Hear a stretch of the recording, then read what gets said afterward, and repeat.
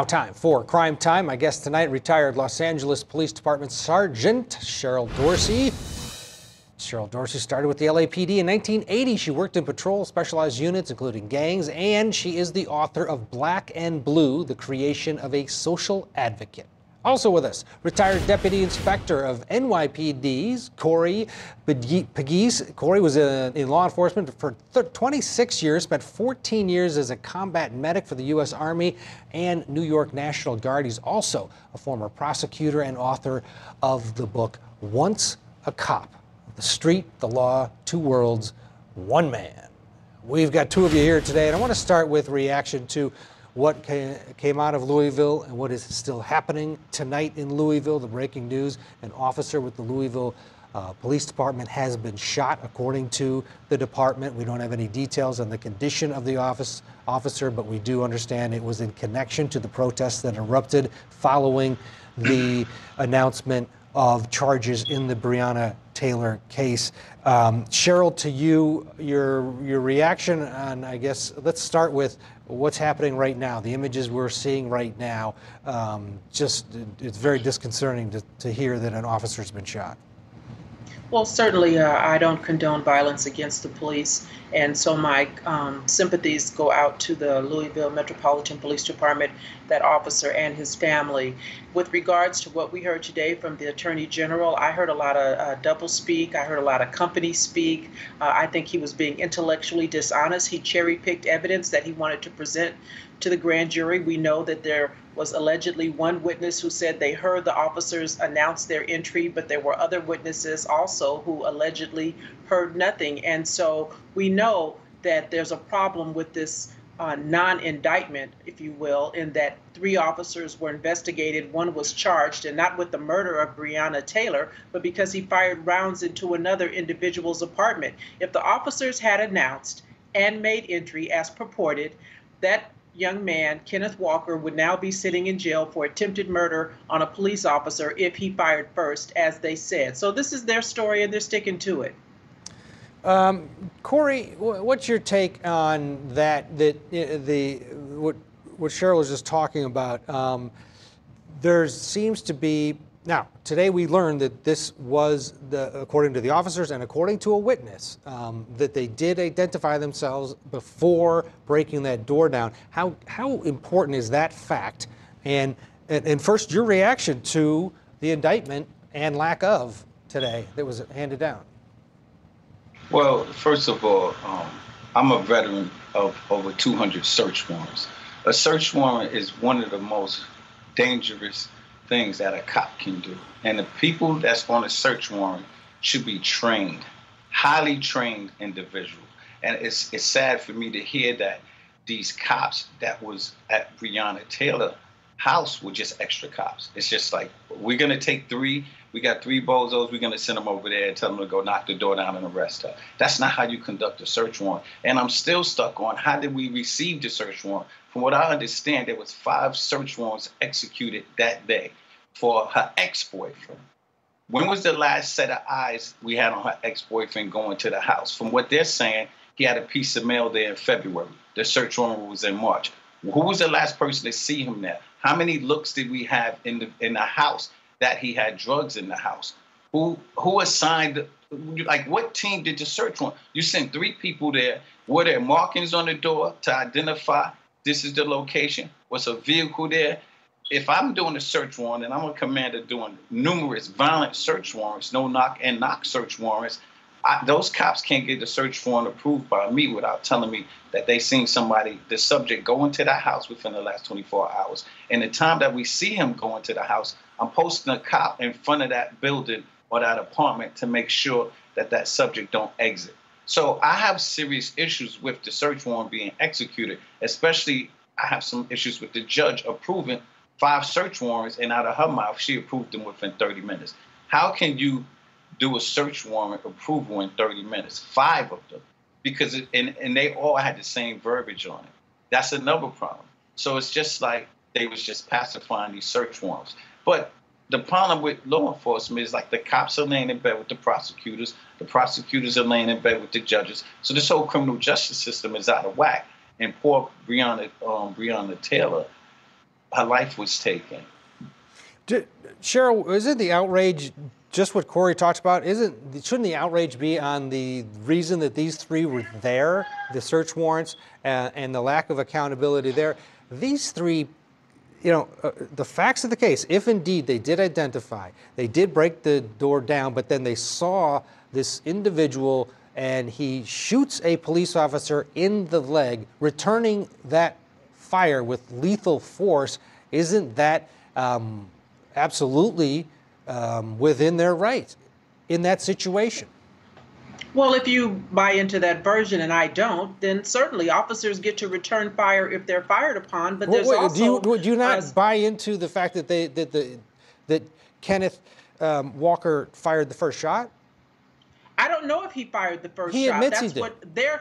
Well, that's what they say he admits. And so I haven't heard him in a courtroom say that he fired the first shot. That's what they say. And so listen, I'm not just taking wholesale what they say, because what they also said is that there was no one injured. What they also said is that there was no cameras on the officers, and we've seen a still photo of one officer wearing a camera. So listen, there's plenty for me to be bothered by. This Detective Hankerson came from Lexington Police Department before he was hired by Louisville, and he was problematic over there. One of his supervisors said they wouldn't even recommend him to be hired by another department, yet he was. We know that he has a disciplinary history. We know that he was facing several sexual assault charges on the Louisville Police Department. And so listen, let's not pretend that somehow these guys are choir boys and they were just, happened upon a house and they were just fired upon for no reason. They judge shopped to get that no-knock warrant. And I'm going to tell you what I know as a 20-year veteran patrol officer who's involved in search warrants. If you have a no-knock warrant, you don't announce because you don't have to. And so again, because they say they did and they found one witness versus several who said they didn't, that's what the story is and that's what we should go with. I'm not buying it. Now, you're saying that the whole, basically what you're laying out is a total, everything's corrupt, everybody's in on it, AG all the way down. Is that your experience when you were with the LAPD? Did you do this, or did this happen all the time? And how flagrant is this? Well, we know that officers lie. So we know that officers lie. Now, did I lie when I was a police officer? No, I didn't. But do officers lie? Yes, they do. We see it not only recently in this case, but we've seen officers lie about reasons to justify deadly use of force. And listen, once they kill you, then there's only one version to tell. And because officers are given great deference, much like an attorney general, their version is usually taken whole cloth. And so please don't pretend that officers don't misrepresent the truth. And so we'll have to wait and see if they go to court, raise their hand, and testify under oath to the things that they're purporting to be facts today. Fair enough. All right. Let's take a break. When we come back, we're going to talk about a different case. Razor blades found on a playground. Crime Time continues right after this. Help. People of our community are very, very upset and disturbed by this behavior. As a department and as a father myself, it concerns me greatly. All right, that's one of the stories we're covering on Crime Time tonight. Also, we're monitoring the situation in Louisville. My guests are still with me, retired Los Angeles Police Department Sergeant Cheryl Dorsey and retired Deputy Inspector of the NYPD, Corey Pegues. This next story comes to us from WXMI in Grand Rapids, Michigan. 40 razor blades found in a neighborhood park. Take a look.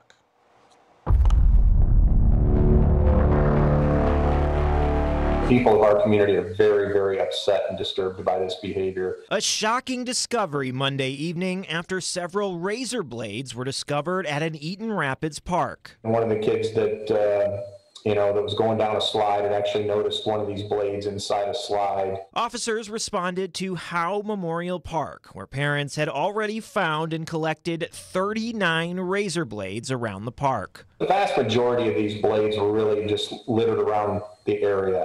On the ground. There were very few that were positioned in such a way to really harm anyone. Out of an abundance of caution, city workers went around to check for razor blades at other public parks, finding several of them lying in the grass here at Gar Island Park. We're using roofing magnets that roofers commonly use to push across the ground to pull up any magnetized items that would be left on the ground. You know, as a department and as a father myself, it concerns me greatly. Parents on scene at Howe Park reported seeing 2 teenage boys and 2 teenage girls walking away from the park shortly before discovering the blades. Police Chief Larry Weeks says they are now trying to find those teens to determine whether they are responsible. We've been in contact with our local prosecutor. You know, we're talking about maybe an attempted assault charge, depending on the seriousness of it, maybe even upwards of an attempted felonious assault. The city of Eaton Rapids has closed all public parks for the time being, giving investigators time to evaluate the situation and ensure they are once again safe for children. You could be looking at a significant felony for assault with intent to do great bodily harm. You know, even the extent that, small child or somebody that couldn't withstand a blade like that, it could cause, even death. All right, obviously it's very disturbing. How do you begin an investigation like this, Sergeant Dorsey? What would you do? Well, one of the first things you would do is look for surveillance cameras in the area. Maybe residents may have something that will help you identify the possible potential suspects.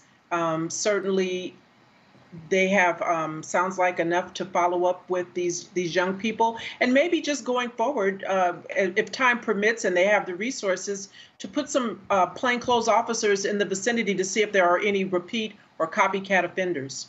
Corey, who does this? What kind of a suspect are you looking for here? Well, when I'm looking at is with the 4 teenagers, like Cheryl says, you definitely got to do at least a square mile area search for video cameras, because they had to walk. We had to catch an image of them somewhere within that park and in that area within a mile walking somewhere. The other piece, I would like to know what the gang activity is over there, because it seems as if somebody was planting razor blades. So it might be somewhere they're having gang initiations, or they might be getting ready to have a gang brawl. So they're getting their weapons and they're lining them up in the park just in case something happens. That's what I will be looking at. And of course, trying to get some young police officers that look like teenagers, freshly out of the academy, just to hang out in the area and see what they can come up with. That's an interesting point. Sergeant Dorsey, do you think that it maybe isn't necessarily some horrible individual that's trying to injure little kids on a swing or a slide, that it could be something else going on here? Well, listen, if it were 1 or 2 blades, I would, be willing to give someone the benefit of the doubt. But when we're talking about 40, that's a concerted effort to bring harm to a young person. And so now, we understand, if we didn't before, that we have to always be mindful of our surroundings. We have to have conversations with our young people, those who are old enough to understand, to be on the lookout for dangers no matter where they are. There is no safe place where we can let our children go and roam free without our oversight. All right. Thank you both. Appreciate your insight on this case, and also your opinions on the Breonna Taylor situation unfolding this evening in Louisville, Kentucky. Thank you both. Still ahead on Core TV Live.